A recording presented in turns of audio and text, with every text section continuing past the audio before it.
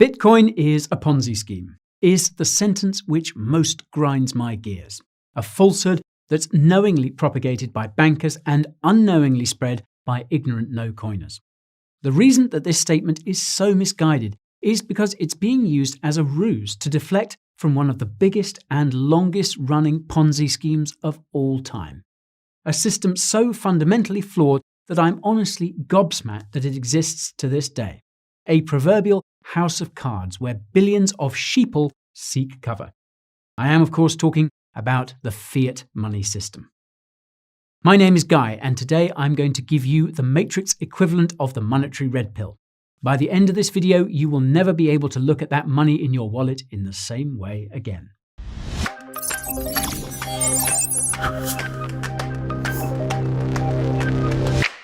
Before we enter the matrix, we need to make sure it's safe to do so. Although I may be the one, I am not a financial advisor. That means that nothing in this video should be considered financial advice. It is purely for educational and entertainment purposes. Now, with that out of the way, I'd like to take the time to welcome all of those new to the Bureau. My name is Guy, and it's my mission to teleport you into the amazing world of crypto. News, reviews, overviews, anything you choose, as long as it's crypto, I'm your bro. So, if you want to join me on that mission, you can sign up by smashing that subscribe button. Ping that bell as well to let the YouTube architects know you'd like to be plugged in 24/7. And finally, I know that this journey can be a long one. That's why we have these timestamps down over here in the timeline.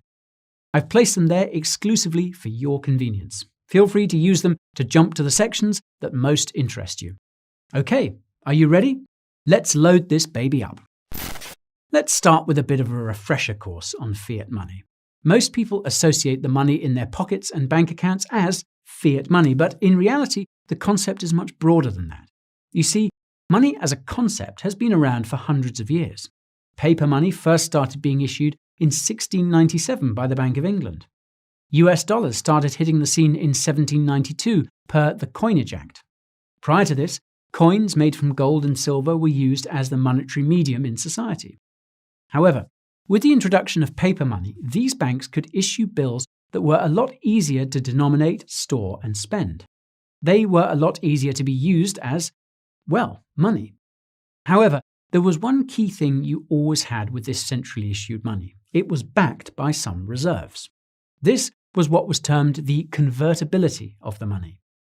Those dollars in your hand could theoretically be exchanged for a certain quantity of some precious metal. In most cases, this was gold. This is where the term the gold standard comes from.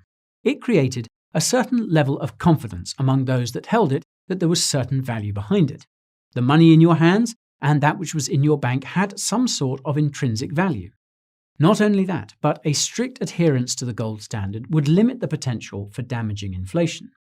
This is because the amount of money supply in the system is naturally limited by the amount of gold that is kept in reserves. Of course, the gold standard's biggest advantages can be seen by some as disadvantages. Strict adherence to the standard can even lead to deflation, which is also damaging to the economy. The convertibility of gold was a pressing issue for FDR during the Great Depression, as it limited the money supply. He actually issued an executive order which made owning gold illegal and required everyone to convert it into US dollars. The reason that he did this was to set a government price for that gold that was quite inflated.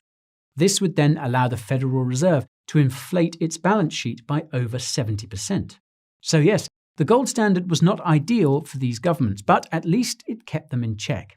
It kept a certain degree of confidence in the value of money and, when applied correctly, could prevent hyperinflation. So confident were countries in the virtues of the gold standard that in 1944, 44 countries signed on to what was called the Bretton Woods Agreement. Within the Bretton Woods system, all national currencies were valued in relation to the US dollar. This therefore made the US dollar the dominant reserve currency. The dollar, in turn, was convertible to gold at a fixed rate of $35 per ounce. So you can think of it as a quasi-gold standard, still backed by gold, but indirectly. Anywho, the Bretton Woods system had a pretty decent run until 1971. It was then that Richard Nixon committed his first impeachable offence. Yes, Nixon's termination of the convertibility of USD into gold should have sunk him before Watergate. This is because Nixon set the wheels in motion for the current fiat money system that we know today, a glorified confidence game backed by nothing. So, what exactly happened? Well, in August of 1971, Nixon said that the US would, quote, suspend temporarily the convertibility of the dollar into gold or other reserve assets, except in amounts and conditions determined to be in the interests of money stability and in the best interest of the United States. Well, it turns out that that temporary suspension became permanent, and it ended any sort of illusion that the US dollar, and by extension 43 other currencies, were backed by gold. In fact, the US dollar was backed by nothing. From then on, money only had value because the Federal Reserve and the US government said it did. It was a piece of paper that people agreed between themselves had a certain value. It's also no coincidence that after we saw this abandonment of a form of monetary tether, we had an inflation of the monetary base. This then led to the periods of high inflation in the late 70s and early 80s. Okay, so now we know that fiat money does not really have any intrinsic value, that it's all one big confidence game where us people have to believe the government's promises. But the really shocking thing about this, though, is that most of the money in circulation does not really exist. So, what do I mean by that? Well, in order to understand it better, we have to take a look at how money makes its way through the system, the primary method of which is fractional reserve banking. This calls for a bit of an overview. What if I told you that the money you think you have in the bank is not actually there? You see, this money has actually been lent out to many of the bank's other customers. And banks are allowed to do this because of the fractional reserve system. They only have to keep a certain amount of deposits in relation to the loans that they've issued out. That's right, you give your money to the bank for safekeeping, and they turn around and use it for their own purposes. This is termed rehypothecation, and it's not only restricted to banks.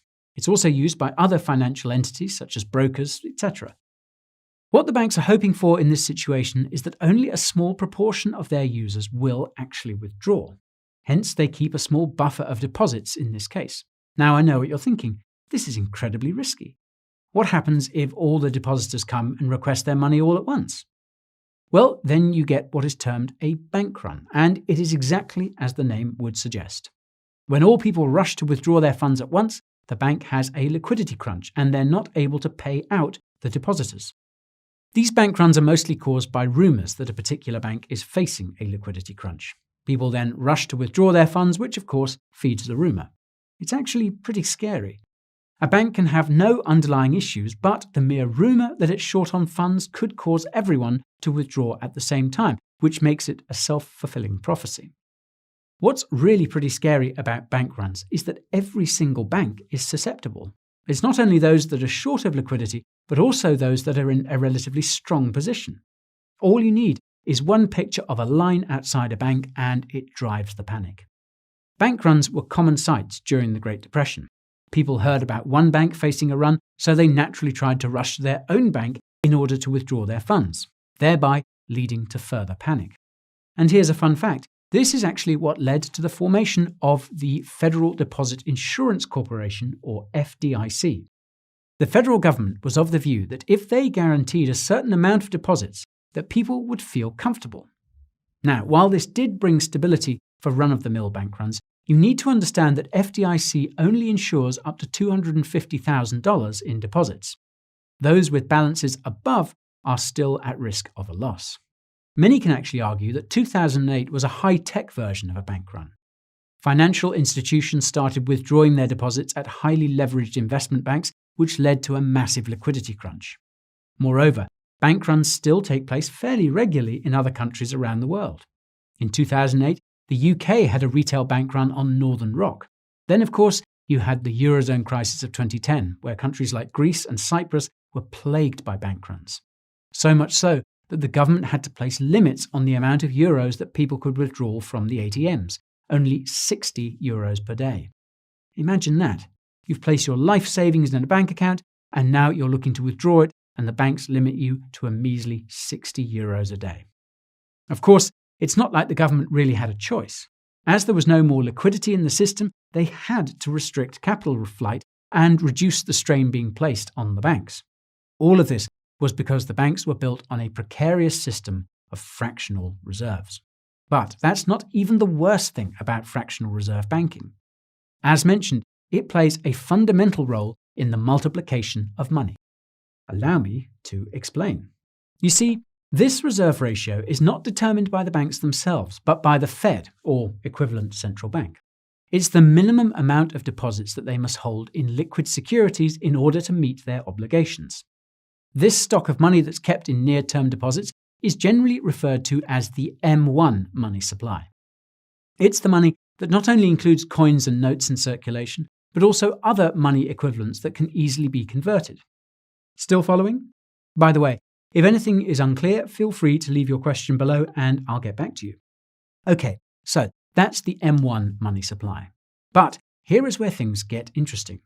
Because the banks are allowed to lend out money to their customers, they can increase the broader money supply to many multiples of the actual money that's in the system. So for example, if the reserve requirement is 5%, only 5% of the bank's balance sheet should be held in this liquid money. The other 95% can be loaned out. So that basically means that the bank can lend out 20 times the amount of money that's kept on its balance sheet. This is called the multiplier effect of money and means that the broader money in the economy can be many multiples of the money that actually exists in the bank. You can think of it as a leverage trade in a crypto position. The one difference is if things go tits up, you won't be the only one getting absolutely wrecked. Anywho, this broader definition of money is termed M2 and M3 money supply. And to give you an idea of just how much this inflates the outstanding money supply, here was the M2 money supply and M3 money supply compared to M1. Only one of those bars is actual tangible money. Oh, and this was back in 2001. Here you can see the evolution of the M1 and M2 money supply over the past few years. I think it's quite fitting that the person who drew up the graph clearly elucidated the fact that M2 inflation mainly benefits Wall Street. Pretty damn true. See that spike over there? That, my friends, is the COVID pandemic, and it had a massive impact on the broader money supply. So, why did this happen? Was it because the Fed printed a lot more money? Well, yes, that is the slight uptick we see in M1 money supply over here. However, this massive explosion of M2 money supply over here is a combination of another factor. You see, the reserve requirement can be used by central banks in order to impact broader money supply. It's one of the three tools at their disposal, the other two being the federal funds rate and open market operations, bond purchases, etc. Now, all the Fed needs to do in order to increase that money supply with the reserve ratio is to lower it. This then means that the money multiplier is higher the more of it is injected into the economy, vice versa for a contraction of the money supply. Pre-pandemic, these reserve requirements varied according to the amount of net transaction accounts at the bank in question. Fairly reasonable logic. The reserve ratio itself ranged from 3 to 10% for a number of years. This made sure that banks had reserves that were broadly in line with their activity. Those viewed as riskier had to hold more reserves and were hence more restricted in their ability to effectively create money. However, along came the global pandemic, and that reserve ratio requirement went out of the window. On the 26th of March in 2020, the Fed dropped the reserve ratio to 0% for all banks. In other words, they eliminated any need for reserves at all. Take a moment to think about that. Now, banks are not really required to keep reserves in order to meet withdrawal requests. They can effectively loan out as much money as they want into the economy, thereby radically inflating the M2 money supply. Combine this with an insane amount of base money being printed over at the Fed, and you have that explosion in M2 money supply. Fun fact, almost a fifth of all US money supply in existence was created in 10 months last year. Just try and wrap your head around that. In the entire 107-year history of the Fed printing money, all that was printed in less than a year. That is some crazy shit. And given that the vast majority of that is M2, it is effectively money printed out of thin air. Sound far-fetched? Well, how about we hear it from the horse's mouth? Now, I'm sure that most of you guys are no doubt familiar with this infamous interview with Neil Kaskari, the president of the Federal Reserve Bank of Minneapolis, on 60 Minutes. Let's listen to a snippet from that interview, shall we? Can you characterize everything that the Fed has done this past week as essentially flooding the system with money? Yes, exactly. And there's no end to your ability to do that? There is no end to our ability to do that. Wow. They're not even trying to hide it. There is an unlimited amount of money that they can print. They're flooding the system with money printed out of thin air. Okay, maybe this Neil chap had a bit of an honest moment and spilled the beans. So I wonder what our main man, Jay Powell, had to say in his 60 Minutes interview. Simply flooded the system with money. Yes, we did. That's another way to think about it. We did. Where does it come from? Do you just print it? We print it digitally. So we as a central bank, we have the ability to create money. I love the point where he admits to flooding the system with money. Almost as if to say, I can't keep this charade up anymore. You got me. So yes, the cat is out of the bag, and there is no way of getting that sucker back in. That is because, like herding cats, once free money and easy credit are out there, it's quite hard to rein them back in, at least without some economic damage. However, leaving all that funny money in the system is also risky. This is because it can lead to some pretty crazy levels of inflation. This is especially the case when it comes to a post-COVID world where an excess money supply is chasing limited goods. I've actually covered this inflation topic in depth in a video which I did last year. You can watch that by clicking the link in the top right of the screen. So, it's quite clear that I'm no fan of fiat money. Yes, I use it, but purely out of necessity. I most definitely do not park it in a bank account because I know they're going to lend it out. Now, you may be asking yourself, okay, Sherlock, how do I secure my wealth? Well, I'm sure that you can no doubt guess what I'm going to say. Yeah, Bitcoin is the store of value that fiat wishes it was. There are so many reasons for this, but let me start with the most obvious of all. Bitcoin is limited in supply. There are only ever going to be 21 million Bitcoin mined. This is a protocol-defined limit that cannot be adjusted. This is because Bitcoin is governed by code. There is no single individual or even a group of individuals that can change this limit. They also cannot change the rate at which new Bitcoin is mined. Block rewards are also protocol-defined. 6.25 Bitcoin are mined per block every 10 minutes. This block reward number also decreases at every halving event, the most recent of which was May of last year. There's no funny business going on here. It's just that simple. Moreover, when you keep Bitcoin in your own wallet, what you're effectively doing is becoming your own bank. You are the only person who has the ability to unlock Bitcoin with your private key. This is quite the opposite of the example I mentioned with money in the bank. Those funds are owned by the bank, and the bank does what the hell they want to with that money. It even lends it out and inflates the money supply because, well, it can. Another reason why I prefer Bitcoin is because it is fully transparent and immutable. That means not only can I observe the exact state of the ledger, but there's no entity that can reverse transactions or seize your coins. I really can't think of any other asset that's a better store of value out there. Now, of course, there are some people that may be asking, what about gold, Guy? There was a gold standard for a reason. Well, the gold versus Bitcoin discussion is an entire topic in itself. I'm sure there are videos out there that can go into this in detail. So yes, I'm perfectly happy holding my wealth in Bitcoin. If I held fiat or gold post the COVID crash, I would have been in a far worse position than I am right now. That's it for most of the video, folks. So let's wrap a few things up. The only thing worse than the fiat money system is fractional reserve banking. The former led to the creation of valueless money, and the latter led to the uncontrolled expansion of it. What's even funnier is the fact that most people you speak to have no idea about how money is made. All of these people use this money without having a clue as to how inherently unstable it is. Not only that, but they store their savings in it. They keep money in bank accounts that don't have the funds in order to support it. All you need is one liquidity crunch to cause a panic which can lead to a horrible bank run. If that doesn't show people how unstable fiat is, I don't know what will. There is salvation, of course. It's the honey badger of money, the anti-fragile store of value that's limited in supply, censorship-resistant, and immutable. So, if there's one thing that I want you to take from this video, it's that cash is trash, and that Bitcoin is your salvation. That's it, folks. My video on the greatest fraud of all.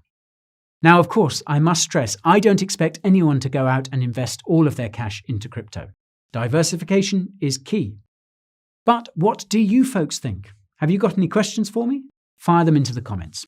And while you're peeking down there, you may want to check out my social media page. This has links to all the other places that you can follow me for the content that you're not getting here.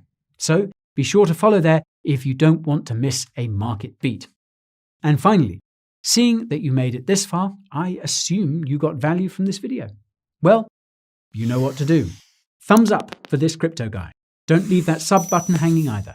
Hit that bell as well for good measure. Until next time, this is Guy signing off. Congrats! Given that you made it to the end of that video, you have unlocked a real knowledge bomb. That's because you now have the opportunity to sign up to my weekly newsletter. It's my personal take on the crypto markets for the week ahead. From hot projects to juicy news and dedicated reviews, it's all covered here. I also share a breakdown of my personal crypto portfolio, all for your eyes only. So, do you guys want to be a part? Quickly head on over to the description. I've linked to my sign-up form over there. All you need to do is enter your email, submit, and confirm your email. That's it. You're now all set and ready to receive those knowledge bombs. Oh, and don't worry about spam. It's once weekly, and that's it. Pinky swear.